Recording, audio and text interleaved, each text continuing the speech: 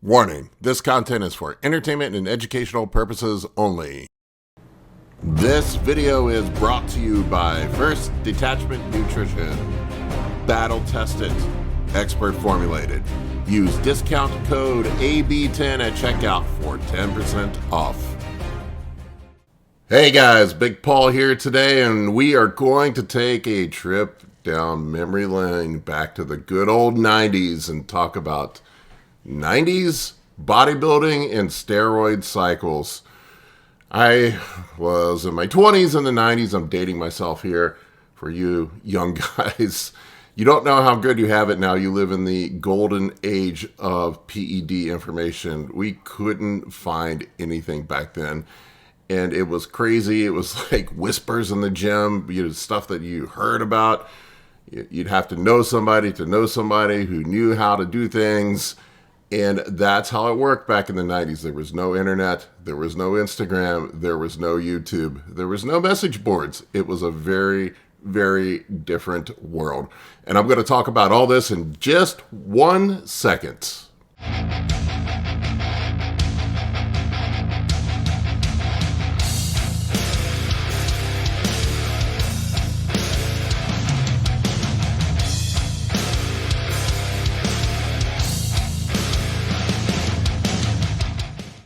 So you young guys, you have no idea how lucky you have it right now. There's so much information available. Some of it is absolute trash information. I will say that is one big issue that there is now. There's a lot of garbage information out there, but at least you have access to good stuff. Hopefully I put good stuff out there. But things back in the 90s, we didn't have access to that information, and we had to talk to somebody who knew something about something. And the stuff was like whispers in the locker room. Like, you didn't even want to bring it up, It was very taboo. Steroids were very taboo in the 90s, at least when I first got into the gym. I think I started lifting, I'm trying to think, I was, 17, 16. So I'm trying to think, that would have been, I'm really dating myself here, 1990. And I definitely knew about steroids. I was aware of them after I'd been lifting for a couple years. I recall remembering Arnold Schwarzenegger's Encyclopedia of Bodybuilding. And I followed Arnold's program for like 6 months, and I didn't gain a damn pound, and I didn't get stronger. I followed his diet. The part that was missing from the book was his D-ball and DECA cycle. He didn't mention that. So stuff was very much hidden back then, and the only source of information that we had for bodybuilding back in the 90s was the bodybuilding magazines. And according to the bodybuilding magazines, things like Flex and Muscle Mag, everybody was natty.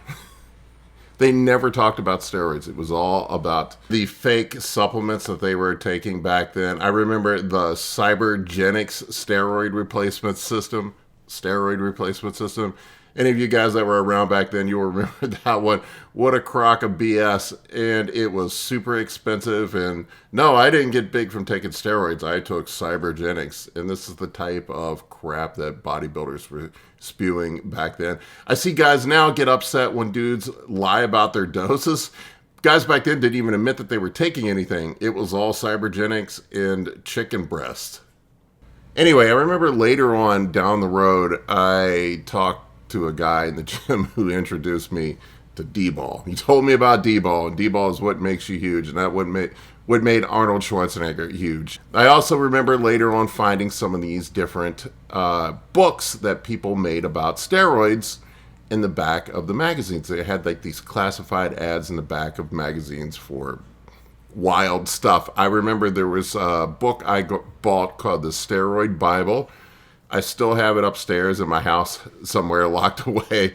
I see them online, sold it for a couple $100, but it had all these steroid cycles outlined in it and went different cycles where it was a spiral bound book. And I remember it was expensive and waiting for it to come in the mail. And I felt like I was doing something wrong by ordering it and receiving it. And I was reading like the secrets to the universe. And looking back on it, a lot of the information that was in there was just terrible and wrong. The other one was Dante Trudel. I think this was in the later 90s. He put out a newsletter called Hardcore Muscle. I remember picking that up and reading that, and they would talk about stuff in there as well. And Dan Duchesne had his Underground Steroid Handbook that I also picked up at some point.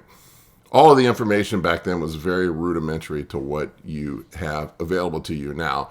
But, looking back on it fondly, I remember the excitement of getting that package in the mail and reading about this stuff.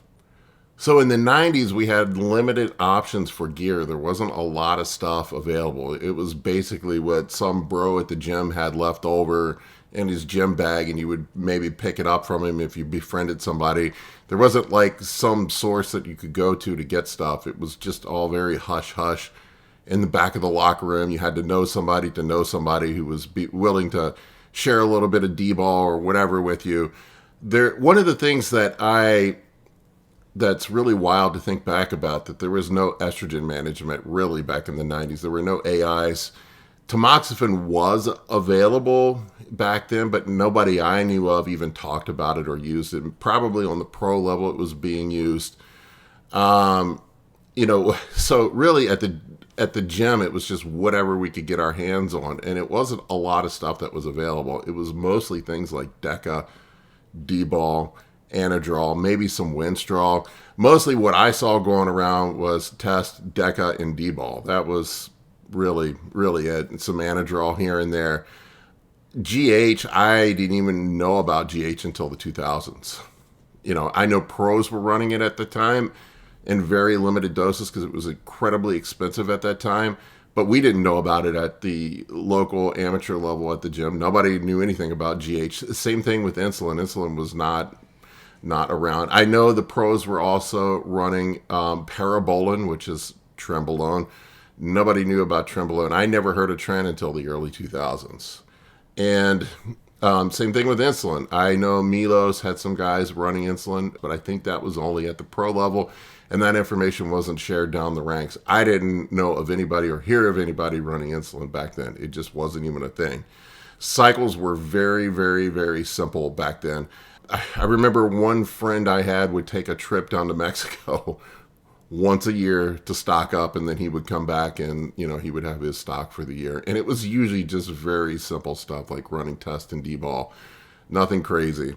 The one thing, though, that was kind of nice back then is there was not all this bathtub gear, the underground labs and stuff that you have now. Everything was pharmaceutical grade, at least that I saw back then. It was all real pharmaceutical grade steroids. Everything was from a lab, made by a pharmaceutical company. I don't recall seeing anything that was made by UGL. I don't recall seeing anything like that. So doses back then, what doses looked like in the 90s, most gym bros were running really, really, really, really low doses. We had no idea what dosing should look like. I mean, a typical cycle, like I remember guys running like something like 25 milligrams of D-ball. That was 5 D-ball pills. We thought that was a lot. I know guys were starting off with just 1 5 milligram pill of D-ball per day, and then probably some Deca. I heard of a lot of guys running Deca and D-ball back then. And the Deca back then was dosed at 200 milligrams per milliliter. So it was something like 200 milligrams of Deca per week with 25 milligrams of D-ball. And that was considered a spicy cycle. Or maybe Anadrol with it instead. But it was usually something like Deca and a oral, whether that was Anadrol or D-ball. And then when you go to contest prep, guys would drop that stuff and then just shift to Winstrol. I know plenty of guys back then that would get ready for a bodybuilding contest just running something like Winstrol at 50 milligrams for 7 or 8 weeks. And that was all they did to get ready for a contest prep because nothing else was available.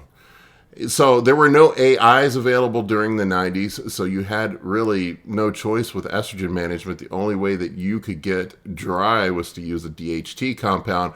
We didn't understand the mechanisms of why the DHT dried you out. We just knew that Winstrol was dry, Deca and Test and D-ball were wet, and Anadrol was for strength.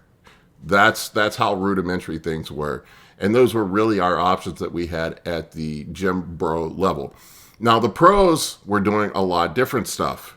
We know what the pros back then were running, and it was just whispers at that time. Nobody actually knew, but we know now because the guys talk about it.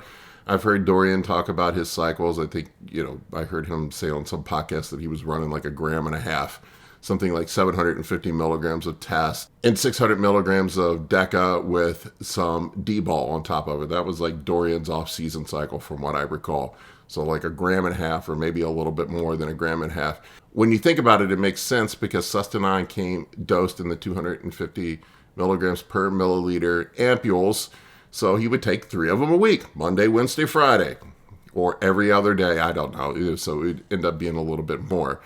But that's how guys did things back then. I took 3 of this and 2 of that. We weren't measuring things out in grams like guys do now. So it was, I took 3 Sustanons. I took 3 Decas. I took 5 D-balls. So that's the way guys talked about doses back then. It was none of this, I was taking 1.5 grams or whatever. But that, from what I remember, that's how guys talked about dosing. We know now that pros were running growth hormone back then. It was mostly during contest prep only. Growth hormone was incredibly expensive and incredibly difficult to find back then.